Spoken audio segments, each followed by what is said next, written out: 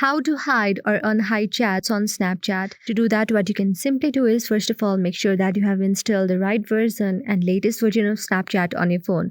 So if you have already done so, then open your Snapchat on the device.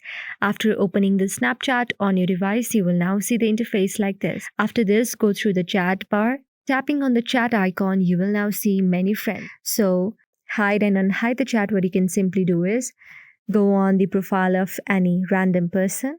After you do this, just click on their profile, and in the three dot line, when you tap on this, go on chat and notification settings. And after this, what you can do is keep snaps in chat. Snaps will stay for 24 hours. When you enable this, the chats will be enabled for 24 hours. And if you want to just hide the chats and let them not keep in your chat feed, then you can just disable it.